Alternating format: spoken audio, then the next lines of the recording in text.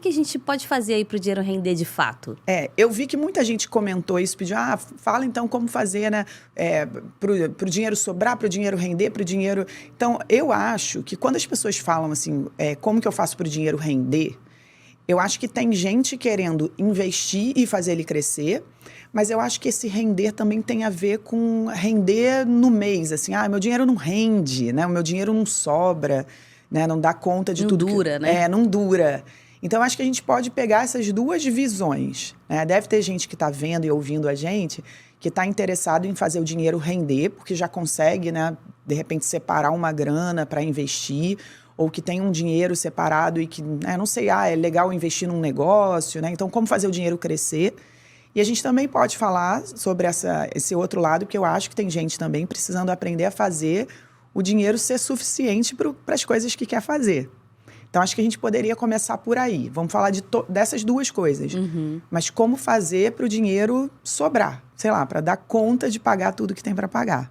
Certo. Já foi um desafio para você? Você, como ex-detonadora, já foi um desafio para você conseguir fazer o dinheiro sobrar para tudo? Sim, especialmente porque por muito tempo eu estava vivendo no modo automático, então eu não tinha planos, eu não tinha meus temas da vida, né? Uhum. A gente já comentou aqui sobre teima, quem não sabe ainda o que é isso pode voltar a alguns episódios, mas nada mais é do que você ter um objetivo claro e específico, né? De forma bem resumida. Então eu não sabia o que eu queria, então para que eu vou me organizar, né, financeiramente, fazer planos. Então, vivia no modo automático e aí, sem dúvidas, em algum momento do mês eu era surpreendida que o dinheiro estava acabando, né?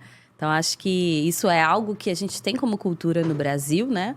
A gente, muitas vezes, cresce sem saber organizar isso, planejar, e aí vai vivendo. E é o famoso tô pobre, tô rico. Porque eu, quando ficava pobre, era o momento que eu ficava mais rica. Uhum. Quando chegava lá pro dia 20, que eu não tinha mais dinheiro, eu ia assim, né, acabando, ai meu Deus, meu Deus, meu Deus. Quando chegava dia 20, era passa no cartão, entra no negativo, às vezes até pegava um empréstimo, um valor pequenininho, só para passar os últimos dias, mas ia lá no banco e puxava. Então, nesse momento, eu sempre achava que estava rica. Uhum. Então, o finalzinho do mês era o tô pobre, mas tô rica. E eu acho que tem a ver a gente trabalhar isso aqui um pouquinho, porque o que você falou primeiro da motivação, de ter um motivo para fazer o dinheiro sobrar. Porque o dinheiro não sobra sozinho, a gente é que faz ele sobrar, né? Eu acho que é engraçado isso, a gente costuma falar sobre isso. Lu, as pessoas me mandam mensagem perguntando, Lu, como é que eu faço para o dinheiro sobrar? Cara, o meu também não sobra sozinho, não. Então, assim, a gente precisa assumir uma responsabilidade, uma autorresponsabilidade, e é por isso que eu falo tanto em domínio das finanças, não é nem controle, porque a gente não vai ter controle de tudo. Tem coisas na nossa vida que impactam a nossa vida financeira que a gente não controla. A gente não controla, sei lá, situações da economia, né, uma pandemia. A gente não controla uma porção de coisas que traz impacto. Mas a gente pode dominar. Eu sempre faço aquela analogia do surfista, né? O surfista não controla a onda, mas ele pode fazer uma porção de coisa para dominar aquele ambiente e fazer o melhor que ele pode fazer com aquilo ali que está aparecendo para ele. Então, quando a gente domina as finanças, a gente assume essa responsabilidade de fazer o dinheiro sobrar. Acho que ter isso em mente já é um passo super importante para você mudar a maneira como você vê o uso do dinheiro. Né? Você falou do automático. O que para você era esse automático? O que acontecia com você que, sei lá, era meio no automático e que não deixava o dinheiro sobrar? Descreve um pouquinho, assim, essa sua... Esse automático a gente sabe, vai começar o mês, né? A gente já sabe, daqui a pouco vai vencer meu cartão de crédito, eu tenho que pagar a conta do meu celular. Você já sabe algumas coisas que vão acontecer, e aí quando essas contas chegam, você vai pagando. Só que o resto, por exemplo, uma farmácia, quem tem pet, né? A questão do pet... por exemplo, eu que tenho filhos hoje, né? Se eu tivesse filho no passado, meu Deus, nem sei como seria. Então, essas outras coisas que vão acontecer inevitavelmente, mas que não necessariamente tem uma data, então a gente esquece daquilo, né? Prioriza, paga tudo que tem data de vencimento. E aí, esse foi o modo automático. E daqui a pouco a gente vai vivendo. Sim, o Zeca Pagodinho, né? Exato. Deixa a vida me levar. Mas você percebe, olha só, vamos interpretar essa historinha aí que você está contando da pessoa vivendo, e as coisas acontecendo e ela reagindo ao que está acontecendo, né? Começa o mês, o dinheiro entrou. Entrou como se ele tivesse vida própria e cheguei, né? Aí ela olha na conta, de repente é um autônomo, então nem entra assim no início, né, do mês, vai entrando e a pessoa vai meio que reagindo, olhando. Ih, entrou, né? Que bom, chegou. Aí chegam as contas, ih, chegou, né? Aí chega a fatura do cartão de crédito. Eu já tive esse momento também, a fatura do cartão de crédito para mim era uma coisa assim tão surpresa que eu abria, e na minha época era papel, né? Nessa detonação das finanças. Chegava pelo correio, eu abria assim, olhando, aí ia puxando. Às vezes tipo, cara, graças a Deus. E às vezes eu puxava e falava, quem fez isso? Né? Então era uma coisa totalmente assim, reativa, reação. Não era uma ação minha. Era tudo acontecendo, é o que você está descrevendo. E aí, eu sinto também que quem detona as finanças não está nessa vida porque quer. Tá muitas vezes porque nem percebeu como entrou e não sabe como sair.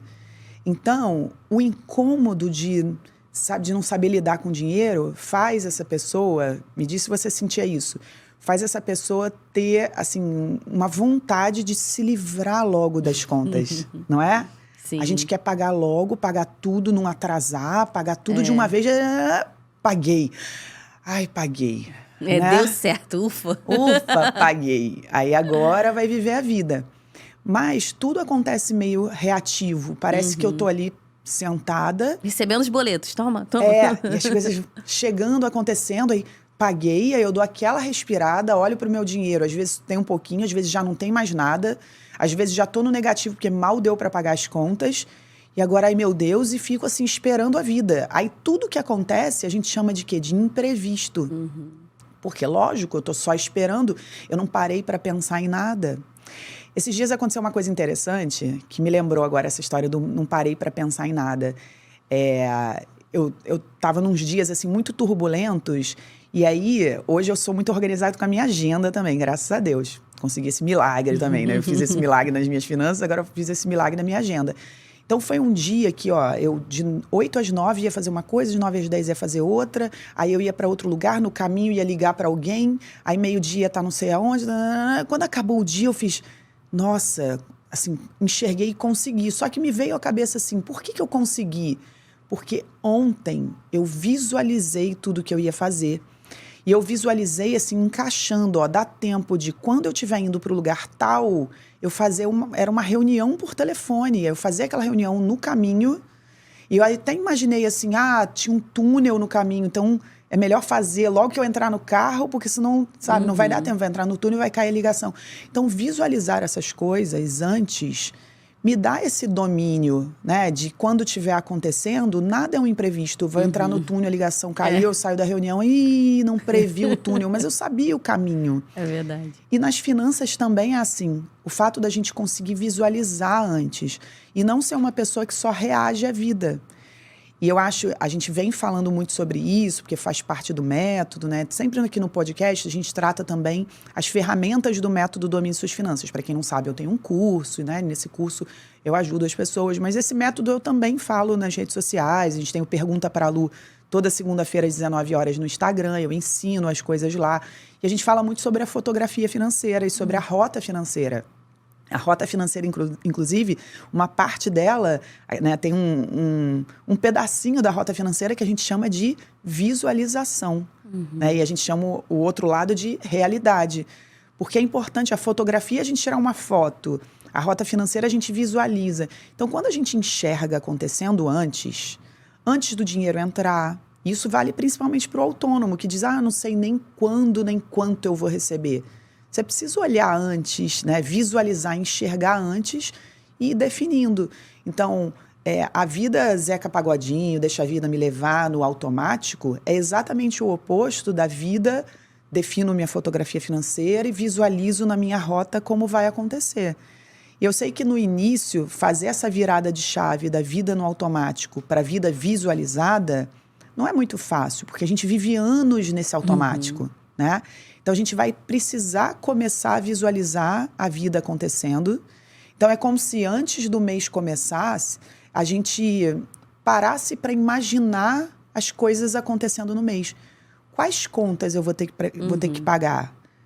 Quais os valores que eles devem vir? E aí, nesse momento, a gente começa a fazer um exercício até de ir pesquisando assim, nosso consumo. Quanto foram as contas passadas? Mas as contas passadas ainda era eu meio no automático. Será que agora eu posso determinar o valor da minha conta? Né? Eu quero que seja no máximo R$200. Então, o que eu preciso fazer para que seja no máximo 200? Aí a fatura do cartão de crédito não é uma bomba que chega no meu colo que eu não sei quem fez aquela bomba. Não, é o uso que eu estou fazendo, sei lá, de Uber, de iFood. Será que se eu determinar quanto eu quero, né, comer no iFood, quantas vezes eu vou usar Uber naquele mês? No final de semana tal, vou sair para tal lugar. Na semana tal, vou para reunião não sei aonde.